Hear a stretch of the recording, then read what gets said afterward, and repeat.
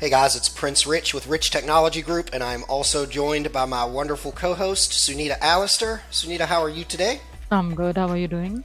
I'm doing pretty good. So, today I want to talk about the fact that Ericsson has officially announced that they have completed their acquisition of Vonage. Well, this isn't new news for those of you who are watching. It's not even new news to me and Sunita, but Sunita and I were in Dubai. So this happened, I think, right when we got back from Dubai, but we just haven't had a chance to cover it. Before you and I discuss this, Sunita, I want to show the audience just a page that I've got here of just some highlights from Ericsson's website from their official press release. So, it says, as of July 21st, 2022, Vonage becomes wholly owned subsidiary of Ericsson. It further goes on to say, with Vonage on board, Ericsson will create a market for easy-to-adopt global network application program interfaces, also known as APIs. This will drive the next wave of digitalization. It further goes on to say Ericsson will generate near-term synergies from bringing Vonage Unified Communications as a Service, also known as UCaaS, and Contact Center as a Service, also known as CCaaS solutions,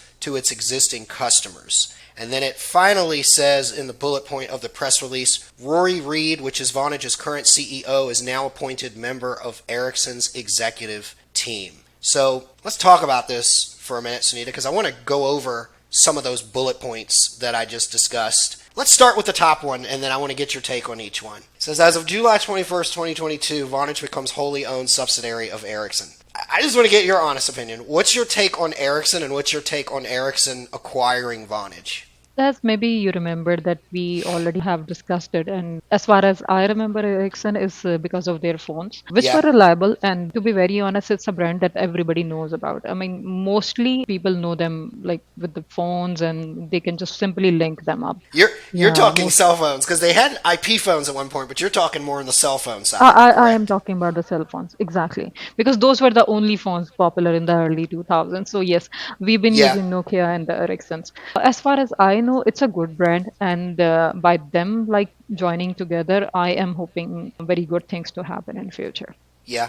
And they're both really well-known names. The funny thing is I haven't really heard of or seen Ericsson on the scene much. The way that I understand it is they work more on like the software and the mobility side, like on the mobile application side. So it sounds like they're wanting to enhance Vonage's API capabilities a little bit as far as the software linking and things like that. Let's move to the next bullet point. It says, with Vonage on board, Ericsson will create a market for easy-to-adopt global network application program interfaces, also known as APIs. You know, because you work with this all day, every day, an API is basically a conduit, if you will, of software that allows for an application or hardware or both to communicate with another application or hardware. As you already know, Vonage works pretty heavily with that already, like, APIs that they use for Vonage to be able to connect with somebody's CRM or Gmail. What's your take on that as far as Ericsson? If I'm reading this correctly, it sounds like Ericsson is going to enhance or allow better and more resources to enhance Vonage's API capability. What's your take on that? Vonage, so far, we both love them. I mean, the product itself is very good. I mean, the VoIP I'm talking about. And when they are going to collaborate with someone who are just also very genius. So I again think that it is going to be a very good, combination of these two because they are going to enhance, and I wish that they enhance the customer service as well because that is the only lacking, which people feel that should not happen Yeah, with such good brand, and they literally do not want to talk to a robot because still we are humans and we need some human interaction. I mean, to whom we can just literally shout on like, I'm just facing some issues. I mean, you cannot fight with the robot. People love to do that, to vent. yeah, So yes, I think yeah, that this will improve this part, but so they'll have someone to talk yeah. to. So let's just jump into the what you'd like to see improvements of, maybe above and beyond that. I think you already expressed that. If there was two things I'd like to see big improvements with from this acquisition, because Ericsson I think has got some pretty deep pockets. I mean, they Mm. bought Vonage for I think it was $6.2 billion, and I think for Ericsson that's a drop in the bucket because they're probably going to invest even more money into the company after the acquisition, as well as all the other things that Ericsson is doing, in their own wheelhouse.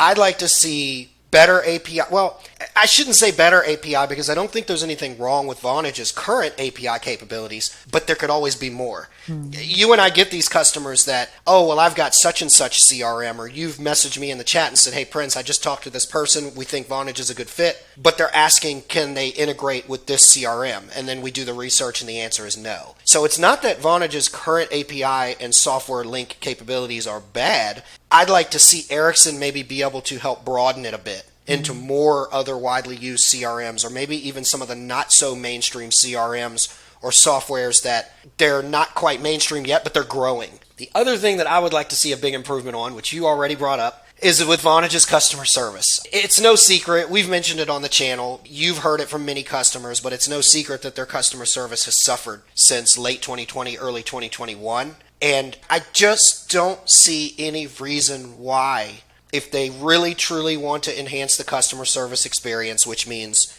better reviews online or improve reviews online, better contract retention of people that stay and don't cancel early because of either lacking or subpar customer service, I just can't for the life of me see why a company as big as Ericsson that has already invested the $6.2 billion to acquire them would not invest a little more to improve the customer service on a product that's already an excellent product. Do you have any more comments on that before we close this video out? I'm sure, I'm positive that they will cover all those areas which lack some of the attention, maybe due to some lack of staff, or maybe due to some reason that maybe they thought that is going to be a good change. But now I am sure that they are going to improve it, like in a very good way, futuristic way.